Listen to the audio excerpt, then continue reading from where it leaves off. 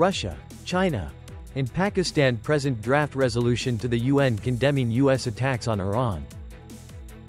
Implementing the plan to promote integrated and coordinated digital transformation for organizational restructuring.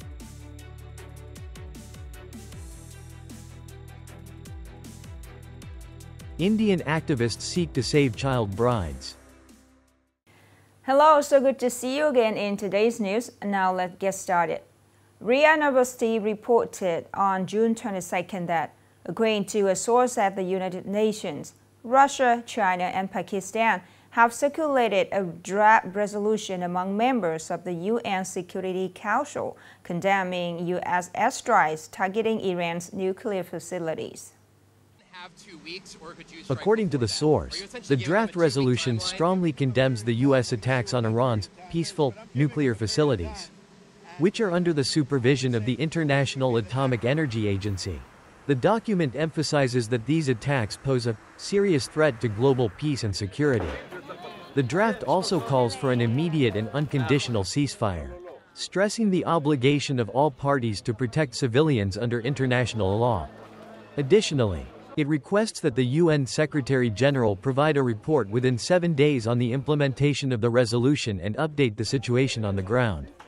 Following this, the Security Council held an emergency meeting at 3 p.m. Eastern Time on June 22, 2 a.m. Vietnam time, to discuss the series of airstrikes conducted by the U.S. on Iran's Natanz, Fordow, and Isfahan nuclear facilities on the night of June 21, Iran time. NATO member countries have reached a principled agreement on significantly higher standards for defense spending, aiming for a target of 5% of GDP as proposed by the U.S. The recently reached agreement paves the way for leaders of the 32 NATO countries to sign a document to enhance defense capabilities at the upcoming summit in The Hague, Netherlands. However, just a few minutes later, Spanish Prime Minister Pedro Sánchez announced that Spain would not adhere to this spending level, stating that Madrid would only allocate 2.1% of GDP to meet NATO's core military requirements. Previously, Belgium also expressed hope for flexibility regarding the timeline for implementing this spending level.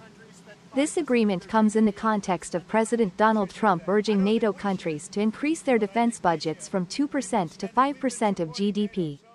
The proposal was later adjusted to 3.5% for pure defense spending, along with 1.5% for infrastructure and related services.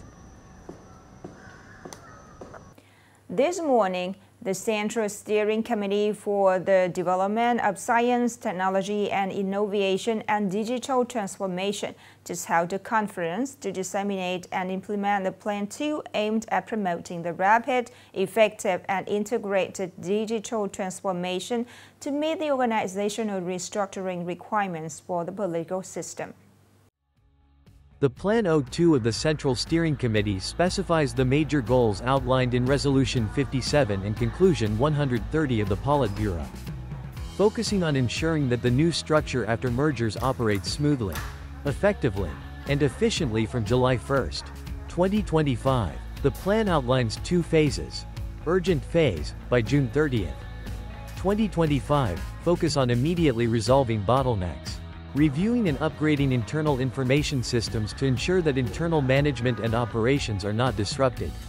The second phase is breakthrough phase, by December 31, 2025, concentrate on addressing fundamental issues, improving infrastructure, shared digital platforms, and sharing important databases, while enhancing the quality of public services and the effectiveness of management and operations.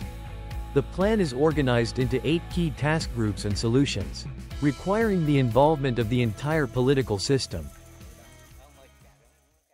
Upcoming are some updated news. Oil prices surged on June 23 in the Asian market, reaching their highest levels since January 2025, following the U.S. attack on Iran's nuclear facilities over the weekend, raising concerns about supply. As of 7:35 a.m. Vietnam time, Brent crude futures rose by $1.88 to $78.89 per barrel. West Texas Intermediate, WTI, Crude also increased by $1.87 to $75.71 per barrel. Market analysts predict that oil prices will continue to rise amid growing fears that Iran may retaliate by closing the Strait of Hormuz, a crucial route that transports about 20% of global crude oil supply. Additionally, Iran is currently the third largest crude oil producer in the Organization of the Petroleum Exporting Countries.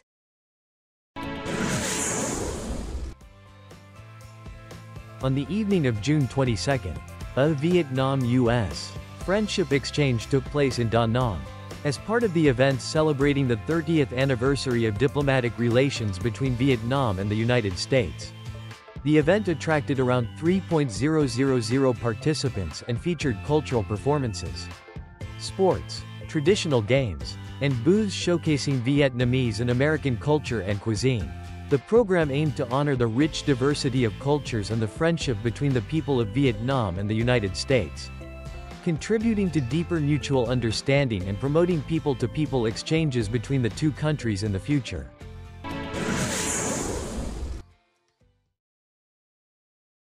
The Civil Aviation Authority of Vietnam has issued a notice to Nghệ An Province and related agencies about the temporary closure of Vinh International Airport for repairs to the runway and taxiway.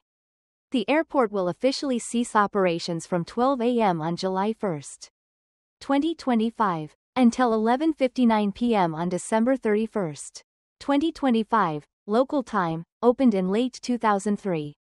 Vinh Airport has a designed capacity of 2.75 million passengers per year.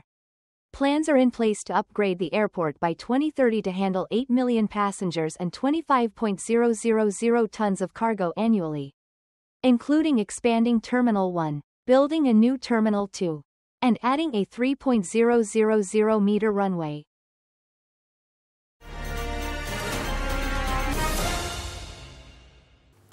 Despite being illegal, child marriage remains a widespread issue in India. According to the United Nations, an estimated 1.5 million girls are married off each year while still in their teens. Activists in India are working hard to implement measures to prevent and combat this problem. More in the story. When wedding season comes in India, the phone of child rights activist Totwashal Campbell never stops ringing with appeals to stop girls from being married off due to poverty. Campbell said he has helped stop thousands of illegal marriages in India, where nuptials before the age of 18 are banned.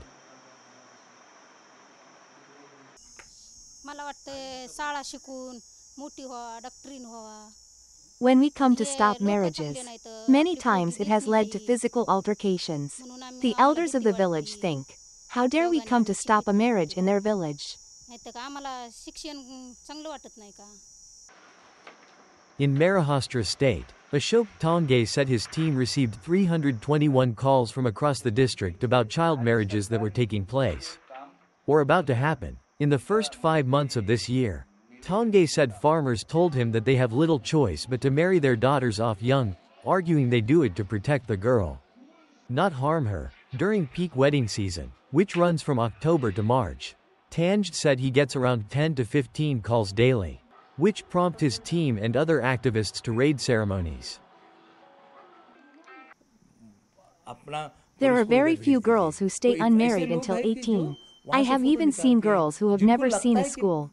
We are working to expand our network to protect child brides.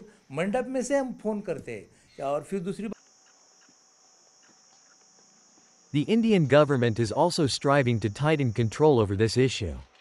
Earlier this year, police in Assam arrested over 2,000 individuals linked to child marriage cases. However, changing cultural attitudes and promoting education are still seen as long-term solutions to address this pressing problem in the country of over 1 billion people. The last story to end our program today. Thank you so much for your attention. Goodbye and see you later.